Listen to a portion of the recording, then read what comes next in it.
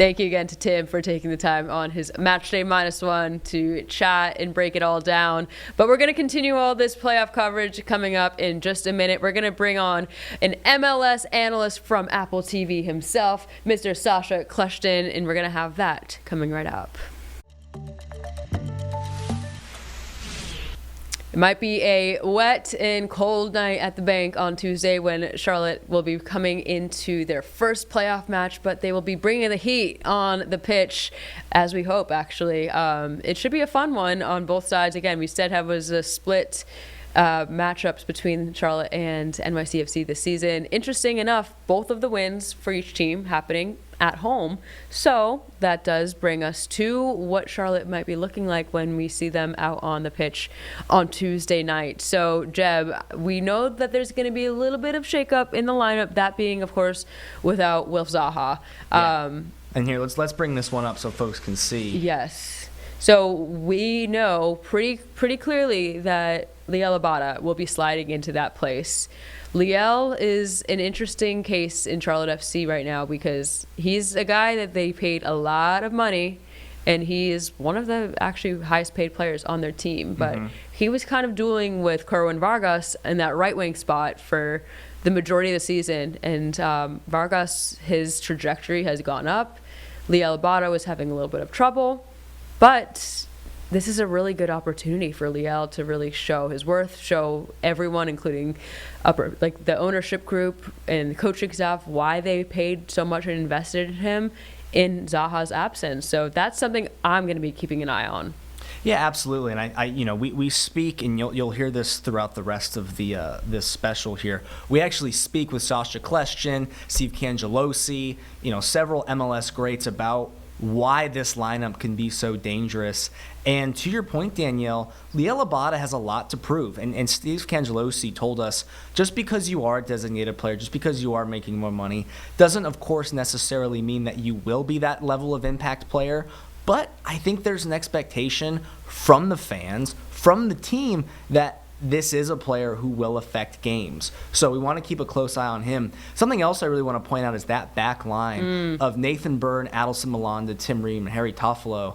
I think that's as good of a back line as you're going to find in the MLS. Anchored by Christian Kalina in net, that is a tough line to get past. And they're going against a great defense in New York City FC, who obviously, their back line anchored by Matt Freese in goal, U.S. men's national. Had a fantastic tournament over the summer, penalty hero. So I think that will be really what we want to look at. And in Brant Bronico, we actually had an opportunity to speak with Eric Krakauer about why he is such an unsung hero. So I hope folks take a good look at this lineup. Obviously, just a predicted lineup. We don't know what Dean Smith will be going with, but pretty reasonable to assume it'll look very similar to this. I hope you guys stick around and hear some comprehensive breakdown from our analysts about why this will be such an interesting and perhaps explosive lineup. No, it's so true. I'm looking at that back line as well right now, and it just feels like it's what they've been trying to get to all season long, like this really strong lineup, and there's been a lot of injuries. You heard me and Tim even talk about if that left back position was cursed for them this year. Right, and, it felt like it for a while. It felt like it, even with Toffolo in his first outing for Charlotte FC, injured at half and being out for the next couple matches. So great to see him back. He's been extremely impactful working on that left wing as well and setting up Zaha and helping with that connection as well. Jaquil Marshall-Ruddy is someone we do not see right now listed on that starting lineup, but we've seen him throughout the lineups as well. Great depth. And again, great depth there, and he can definitely bring something more to the table in terms of that. I'm super excited to hopefully see what Kerwin Vargas is able to do. He's just been so fun as of late in terms of creating as well as scoring for himself too. A couple flips here and there. And of course, Idan Toklamadi, who has been one of, I would argue, a snub from the MLS Young Player of the Year goals, contention. Which, by the way, Charlotte FC social, if you hear me, that meme of the is it because he done twerked was that was gold. So funny. Yeah, Charlotte FC's social team, we want to give a massive shout out. You guys have been on fire all season. That was another good one. That was a really good one. But I'm really excited to see what hopefully Edon will be able to do, especially now that his boy in Liel Abada is going to be next to him too, and hopefully that they can create something together. We've seen them. And then, like you mentioned, that midfield, Pepiel being out still, they've had to pull for the rest of the group to come together. And of course, it's not a bad thing when you have guys like Ashley Westwood and Brant Bronico who are bringing a lot of experience on their own too. And they've just been forces there in the midfield and generals, if you will. Absolutely. And Jeb, you spoke with Sasha earlier this week, and you got some insights on maybe what else we can expect to see from this match. Yeah, absolutely. I want to thank Sasha so much for taking the time to sit down with us. Sasha Kleshtin, obviously a legend in the MLS, a legend with the U.S. men's national team. He essentially broke down why Charlotte FC fans should be so optimistic going into this game. Let's take a listen. All right, I am joined now by MLS legend. You've probably seen him on MLS 360, breaking down all of the hottest moments throughout the MLS season. Sasha Kleshtin, thank you so much for joining us today. Cheers. Thanks for having me.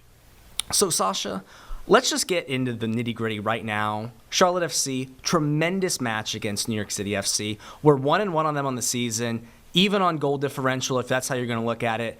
But we're going into this game without Wilfried Zaha. What will that really mean? Like, how do you think that will impact the game when all's said and done?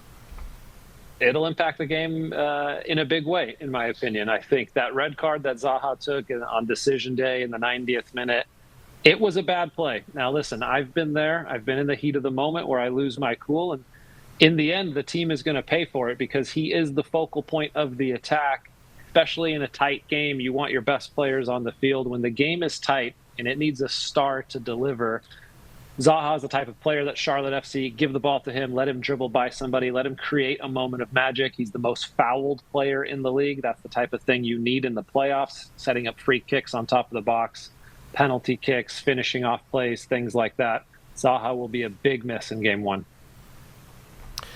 And in lieu of Wilfried Zaha, we'll be getting Liel Abada. Coach Dean Smith has said he does appear to be the most obvious replacement, obviously a designated player making good amounts of money.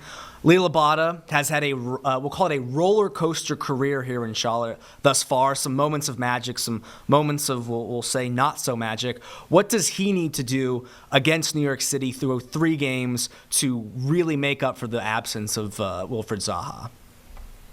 Let's just take it one game at a time. But he's got a big opportunity to erase the roller coaster, so to speak, and make himself a Charlotte FC legend if he could score the game winner in game one, right? So when you have an opportunity like that, he's probably not been happy with the amount of playing time he has gotten this season. He thinks he should be an every game starter, and when you're a DP, you usually are. So he's got to prove to himself and his teammates and the fans that you're getting what you paid for now in the biggest moments. And one of the reasons we haven't seen as much of Liel Abada as maybe he was expecting was the resurgence of Kerwin Vargas, who's been absolutely lethal down the wing. You know, what do you make of his season, especially towards the end here so far? Well, for a young player, I think he's shown that he understands how to play within the system, but also to showcase his personality. He's got speed. He's very dynamic. He's good at beating people off the dribble and getting to the end line. You often need players in a team that can stretch the field, and he's the type of player that can stretch the field. That means being a little bit unselfish at times to make runs in behind, even if you're not going to get the ball, because then that creates space underneath for players like Zaha to operate. So Vargas has understood that and made his way into the team and made that right wing spot his own. And now we'll get to something I've been personally really excited to ask you about. As one of the best midfielders in the history of the league, you understand what it takes to orchestrate a fantastic attack and link the defense to the offense. We're without probably our best midfielder, Pep Biel, out for the season. Brant Bronico has done a great job of replacing him through that, crazy win streak. Who needs to step up in addition to Brant Bronico, and what do you think needs to happen in that Charlotte FC midfield to help that attack fire on all cylinders, especially with Wilfried Zaha being out for that first match? I don't think anybody needs to step up in particular in the midfield. I think that 3-man midfield has been working very well lately, especially through that 9-game winning streak. So you got Gianni, you've got Westwood, and and Bronico, who all complement each other in different ways. I like Bronico. He's not a typical number 10, but he makes Charlotte better just by pure running, fighting, battling, winning second balls, showing up late in the box, making runs out of midfield. That always is hard for defenders to track. Westwood, I think, is the thinker, the leader of the group, and Gianni uses his body to get up and down the field, make plays defensively and attacking-wise, defending set pieces very well. So I like the way those three players complement each other. They don't need to do anything more special than they've done already this season. New York City has a very good midfield as well. So especially in the first game at home, control the ball, control the tempo of the game, and be hard to play against, just like they've been all season long. Absolutely. And speaking of New York City FC, I think I speak for many Charlotte FC fans when I say the only time I've really seen much of their play has been on MLS 360, and they've had some worldies. I mean, they've had some real impressive goals, some fun highlight moments. What do Charlotte FC fans and what does Charlotte FC as a club need to look out for? They've got some real dangerous players, some real good DPs. What are you going to be looking out for, and what should the team worry about? I would highlight three players in particular. First and foremost is Alonso Martinez, the striker. He's like an Energizer bunny, man. He never stops running. He's always trying to get in behind the back line, and he'll shoot from anywhere, so he's dangerous. New player, Nico Fernandez, who came over as the new designated player about 10 games ago. He plays off the right side, but he's left-footed. He's very talented as well, and he links up very well in this triangle with the third player I'm going to talk about, Maxi Morales. He's 38 years old. He's 5'0". Looks like he weighs 100 pounds, but man, is he still clever. And he's good on the ball. He's smart. He knows how to pick out a final pass. Shut down those three guys, you have a very good chance of winning. And I will tell you, when I was doing research for this interview, I could not believe Maxi Morales was still playing. I remember using him on FIFA 14 with Atalanta. The fact that he is still kicking and still dangerous, I think I speak for all fans of soccer in the last 10, 15 years when I say it truly is fantastic. Sasha, this is a truly special MLS playoffs. You have clubs like Miami, like LAFC bringing in international talent. I think we're looking at what LA is doing, and obviously Miami and Vancouver as well. It is interesting. Charlotte FC has gone, I would say, a different route. We don't necessarily have those world-class stars. Wilfried Zaha was fantastic. He had a great career at Crystal Palace, and he had some stints in the United and Lyon and Galatasaray. What are Charlotte's chances, do you think, to make a run? Let's say that we do beat New York City FC, which is a similarly, in my opinion, built club. It's not necessarily international stars that make up. I know we know Max Morales, but if you didn't play FIFA 14 and have those sweaty players, you didn't know who that was. What are Charlotte's chances, do you think, to make a run against a Miami or one of those bigger teams?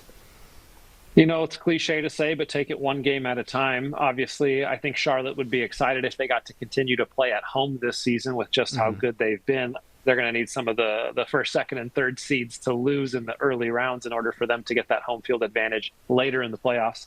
But they've got to just stick to what they've been good at throughout the regular season. That's, being organized, being hard to play against, and being good in the final third. And relying on Christian Kalina. There's a reason why he was the goalkeeper of the year last year. He's one of the best goalies in MLS. And so he's got to have a good playoffs. And the team has just got to continue to stick together. You never know the type of run you can go on. Look at the New York Red Bulls or Atlanta United last season. They were the 7 seed and the 9 seed, respectively, who made good runs in the playoffs. Anything can happen in the MLS playoffs, but you got to get Wilfried Zaha back and firing on all cylinders. And thank goodness he's coming into this game. This series. I know he's not playing this next game, but he's coming in on red-hot form. Sasha, while we have you, because I think a lot of people are interested of our viewers, what series are you most looking forward to in this first round of playoffs? A lot of great. You have Hell is Real. Some really, really neat matchups. What are the ones that you'll be the most interested in dialing in for these 3-game series?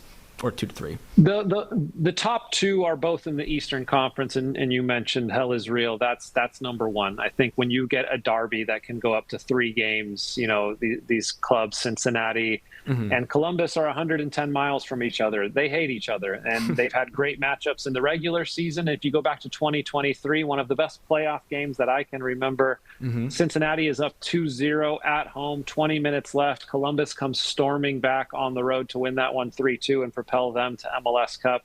So there's going to be some revenge on the minds of FC Cincinnati, and those games are always hotly contested. We saw a fantastic Hell is Real derby during the regular season this year. The other one is Inter Miami against Nashville.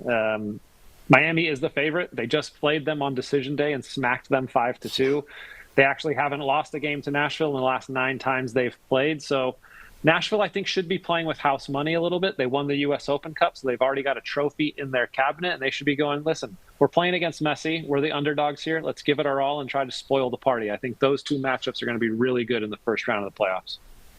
Fantastic. It should be. If MLS Decision Day was any indication, I think we're going to have an absolutely fantastic MLS playoffs. Hopefully a long, deep run for Charlotte FC. Sasha Kleshchin with MLS Season Pass. Thank you so much for joining us. We really appreciate your time. Cheers, anytime. Thank you, Sasha. And Jeb, thank you, because all season long you've had different MLS analysts coming on WCNC Plus. It's been so cool that you have been really leading the discussion with a lot of the commentators each and every week and kind of getting that exact preview of what we can expect. So I know you've been having a lot of fun with it, but we are so grateful to have you as part of our MLS team here at WCNC. I was going to say, Danielle, you have absolutely inspired me. It is a passion project. Being able to work with you, being able to work with the league has just been so much fun. And Sasha, I grew up watching Sasha. Yeah. He was one of my favorite players, so the opportunity to sit down with him and talk about the team here was just really, really special. So cool. And we're going to have a lot more coming up when we're back.